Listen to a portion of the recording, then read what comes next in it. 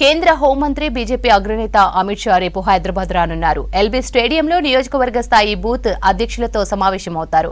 LB స్టేడియంలో అమిత్ షా సమావేశ ఏర్పాట్లను మాజీ ఎమ్మెల్యే రామచంద్రారెడ్డి, అధికార ప్రతినిధి సుభాష్లు పరిశీలించారు. పార్లమెంటు ఎన్నికల్లో మెజార్టీ ఎంపీ సీట్లు గెలవడమే టార్గెట్ గా పార్టీ క్యాడర్కు అమిత్ షా దిశానిర్దేశం చేస్తారన్నారు బీజేపీ నేతలు. హైదరాబాద్ ఎల్బీ స్టేడియంలో అమిత్ షా సభ ఏర్పాట్లకు సంబంధించి మరింత సమాచారం శ్రీనివాస్ అందిస్తారు. బీజేపీ అగ్రనేత కేంద్ర హోంశాఖ మంత్రి అమిత్ షా రేపు రాష్ట్రానికి వస్తున్నారు. మనం ఎల్బీ స్టేడియంలో ఉన్నాం. ఈ ఎల్బీ స్టేడియంలోనే బీజేపీ మీటింగ్ ఉంది. మొత్తం రాష్ట్రంలో ఉన్నటువంటి అన్ని పోలింగ్ బూత్ల అధ్యక్షులతోటి అమిత్ షా సమావేశం కాబోతున్నారు. అంటే ఇది ఒక పబ్లిక్ మీటింగ్ లాగా ఏర్పాటు చేశారు. దాదాపుగా 25 నుంచి 30 వేల మంది పోలింగ్ బూత్ల అధ్యక్షులు ఈ మీటింగ్కు హాజరవుతారనేది భారతీయ జనతా పార్టీ యొక్క అంచనా. అయితే అమిత్ షా ఏం మాట్లాడబోతున్నారు, ఆయన షెడ్యూల్ ఎట్లా ఉంది, ఇట్లాంటి విషయాల మీద మనతో మాట్లాడేందుకు బీజేపీ అధికార ప్రతినిధి సుభాష్ ఉన్నారు. ఒకసారి మాట్లాడదాం. సార్, అమిత్ షా ఎప్పుడు రాబోతున్నారు, రేపు షెడ్యూల్ ఏంటి అసలు?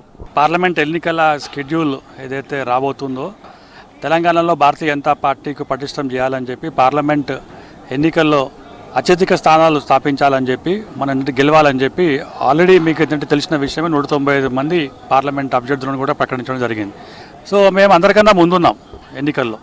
సో రేపు పొద్దున అమిత్ షా గారు హైదరాబాద్కి రావడం, ముఖ్యంగా సోషల్ మీడియా వాలంటీర్స్ తోటి మరి అక్కడ ఇంపీరియల్ గార్డెన్స్లో రాష్ట్రంలో ఉన్న 12,000 మంది ఇంపీరియల్ మన ఏంటంటే మొత్తం సోషల్ మీడియా వాలంటీర్స్ తోటి మాట్లాడడం, ఏంటంటే ఇది మొత్తం నిర్దేశించడం.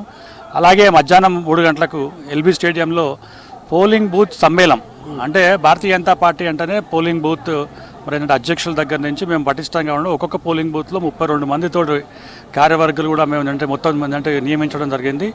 రాష్ట్రంలో ఉన్న 34 వేల మన అంటే పోలింగ్ బూత్లకు సంబంధించిన వ్యక్తులు ఎవరైతే ఉన్నారో కార్యవర్గ సభ్యులు రేపు ఎల్బీ స్టేడియంలో మరి ఇక్కడికి రావడం కూడా జరుగుతుంది. అమిత్ షా గారు వారికి ఏ విధంగా మనం ఎన్నికల్లో ముందుండాలి, ఎన్నికల్లో మనం గెలవాలి అనే దాని మీద ఒక మార్గదర్శనం కూడా చేయడం కూడా జరుగుతుంది. 30,000 మంది రావడానికి కూడా అందరూ కూడా మేము గత వారం 10 రోజుల నుంచి మరి అన్ని మన ఏంటంటే పోలింగ్ బూత్ దగ్గర నుంచి కానీ మండల్ ప్రెసిడెంట్స్ కానీ జిల్లా ప్రెసిడెంట్స్ మాట్లాడడం జరిగింది. ఇది ఒక మంచి సమావేశం అని చెప్పి అందరిని కూడా ఆహ్వానించడం జరిగింది. బీజేపీ సీనియర్ నేత మాజీ ఎమ్మెల్యే చింతల రామచంద్రారెడ్డి ఉన్నారు. ఒకసారి మాట్లాడదాం. రేపు అమిత్ షా షెడ్యూల్ ఏంటి, ఎన్ని గంటలకు వస్తారు, ఏ సమావేశాలు ఉన్నాయి?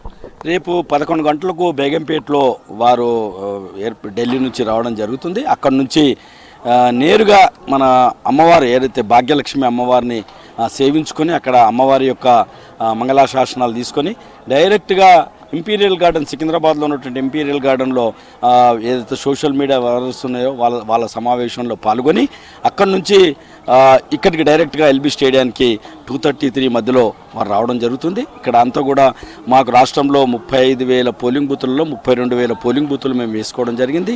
అదే రకంగా 32,000 పోలింగ్ బూత్ అధ్యక్షులు ప్లస్ 32,000 పోలింగ్ బూత్ ఇన్ఛార్జీలను కూడా మేము అందరినీ పిలుస్తున్నాము. దాంట్లో రాష్ట్ర పదాధికారులు వస్తారు, అన్ని మోర్చాల పదాధికారులు వస్తారు, జిల్లాల బీజేపీ పదాధికారులు, మండల స్థాయిలో ఉన్నటువంటి బీజేపీ పదాధికారులు, మోర్చాల పదాధికారులు అందరూ కూడా ఈ సమావేశం వస్తారు. సుమారు 60,000 మందికి మేము ఏర్పాటు చేస్తున్నాము. 60,000 పైన వస్తారని చెప్పని మేము అనుకుంటున్నాము. ఇది కార్యకర్తల సమావేశం, ఇదేం బహిరంగ సభ కాదు.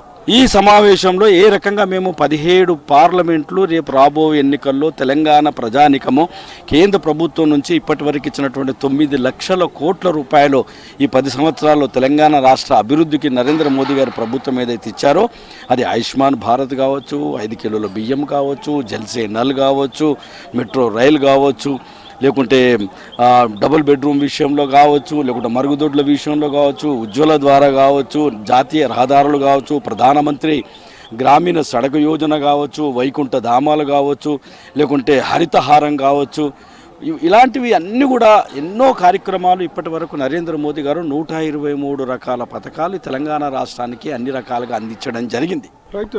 ఈ పోలింగ్ బూత్ అధ్యక్షులతో మీటింగ్ అంటే వచ్చే పార్లమెంట్ ఎన్నికల కోసమైనా ఇంకేమైనా దిశానిర్దేశం చేయబోతున్నారా? తప్పనిసరిగా వచ్చే పార్లమెంట్ ఎన్నికలతో పాటు పార్టీని కూడా ఎట్లా స్ట్రెంథన్ చేసుకోవాలనే విషయంలో, దాన్ని ఏ రకంగా ఎన్నికల్లో మనం లబ్ధి పొందాలనే విషయంలో కూడా ఈ చేసినటువంటి కార్యక్రమాలు కూడా ప్రజల దగ్గర తీసుకుపోయేటటువంటి ఆలోచన కూడా ఏ రకంగా చేయాలనేది కూడా రేపు ఇక్కడ డిస్కస్ చేస్తారు. రైట్. పార్లమెంట్ ఎన్నికలకు సన్నద్ధం కావాలన్నటువంటి ఒక పిలుపును కూడా అమిత్ షా ఇవ్వబోతున్నట్టుగా భారతీయ జనతా పార్టీ నేతలు చెప్తున్నారు. కెమెరామెన్ ప్రభాకర్తో Srinivas, V6 news, LB stadium, Hyderabad.